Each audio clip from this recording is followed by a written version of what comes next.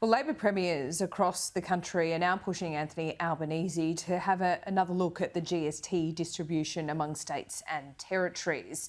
This is being led by Chris Minns, who says there now needs to be a per capita distribution of the GST. That would be fairer.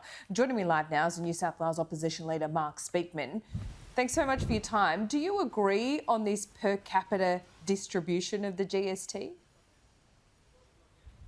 Well, the GST system is broken. New South Wales keeps being ripped off. But this should have come as no surprise to Chris Minns. His own budget papers last year explicitly stated that GST revenue for New South Wales was subject to a high degree of uncertainty. But the Premier has been asleep at the wheel and awaits the Grants Commission report in the last day or two before he actually talks tough. So I think New South Wales is being ripped off. The system is broken. It's perverse. For example, New South Wales gets penalised for having high land values, as if that is a greater source of revenue raising. But when you've got the most unaffordable real estate in the country for buyers and renters, we should be having a helping hand to New South Wales, not actually penalising New South Wales for this problem. So do you agree with this per capita distribution push? Well, I agree with a much fairer system for New South Wales, and ideally it should be per capita. So that's the way you get a fairer system. It's fine for the Premier now to be saying. You agree?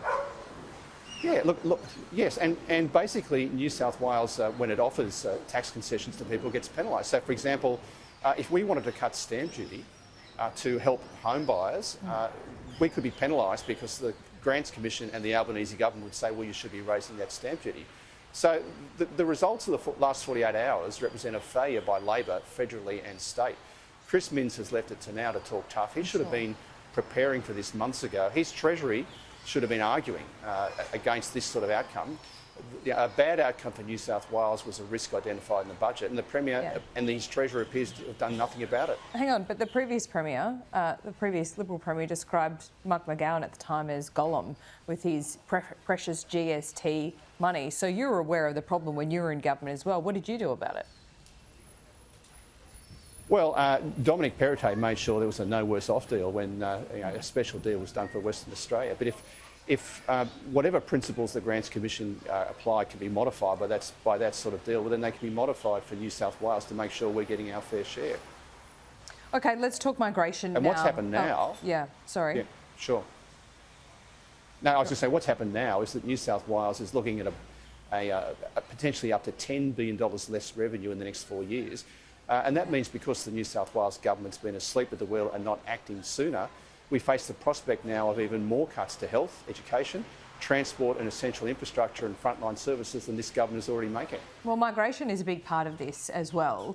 And we've seen a record number of migrants enter Australia last month alone. This is at the same time when rental vacancies, particularly in Sydney, are at an all-time low. We've spoken about migration in the past, Mark. You've kind of said it's hard to put a figure on it, but we can put a figure on it, can't we? I mean, if there's 126,000 people coming to Australia last month alone, Sydney taking the bulk of those, is that too many? It is too many. It is too many. So in January we had a record net intake for Australia of around 55,000 and over 120,000 gross intake. That's a record January intake. It is far too much. The Albanese government presided over a record immigration intake of over 500,000 last financial year. It says it's reducing migration. Well, that hasn't happened so far. And we still haven't heard from Chris Minns anything about migration. Now, I accept that immigration is a federal issue, but if it's good enough for Chris Minns to sign up to housing targets with Anthony Albanese, then it should be good enough for Chris Minns to pick up the phone and demand further and quicker cuts to immigration, because this is putting enormous pressure on the housing market in New South Wales and indeed right across Australia. Okay. And it's all very well to ramp up supply, which we support, but you've got to ease the demand pressure that record immigration is putting on buyers and renters. You say far too much, so should it be halved even from the reduction in the commitment that the federal government has spoken about? What should it should be at least half from the record levels. So the record level was over 500,000. In the 3 years before COVID, the average was about 248,000 a year. In the decade for that, it was often below 200,000. So there is still scope to cut further.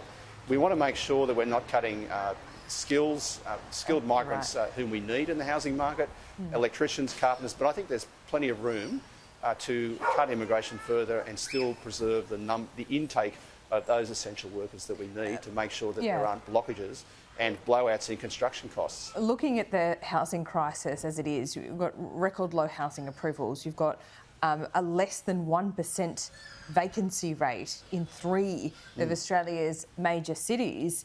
Wouldn't 200,000 new migrants a year even be too much? I mean, you talk about the skilled. Is there an easy fix here where, yes, you have a bigger cohort of skilled migrants, make sure they match what is required? Because that seems to be a big part of the problem as well, wouldn't you agree? Well, I think the composition is just as important as the total number of migrants. One thing about immigration is it's something you can do pretty quickly. So we support ramping up housing supply. Can you? What do you mean? But that's going to be by a medium-term fix. You can't. Well, when you say can you do it very quickly, are you suggesting that visas that are already approved be knocked back? No, of course not. Because there's a pipeline here. Of course not. But yeah, of course not. No. Chris Minns's talk of ramping up housing supply won't be producing significant increases in housing numbers in the next couple of years. And indeed, building approvals have actually gone backwards under Chris Minns in January. They fell about 14 or 15%. That's the worst performance in 10 years in New South Wales, and it's the worst state in Australia. So certainly increasing housing supply is important, but that's something you'll see down the track 3, 4, 5 years' time. You can make reductions in immigration much sooner, but of course I'm not talking about cancelling visas that have already been issued. The NIMBYs aren't helping, are they? Well, our position is you have to increase housing supply. Prices and rents are the product of supply and demand, but there is a much better way of going about it than what Chris Minns is doing. He's drawing arbitrary circles around shopping centres and transport hubs and telling councils and communities, get out of the way, take it or leave it. We think a much better approach is to sit down with communities, master plan their areas. If at the end of the day you have to come in as a state and enforce targets, so be it. But let councils, let communities try to master plan their communities in the first place. Let them identify the areas which have scope for increased supply and the transport, the schools, the hospitals and the infrastructure that's needed to support a growing population. Mark Speakman, thank you for your time. We'll speak soon. Thank you, Laura.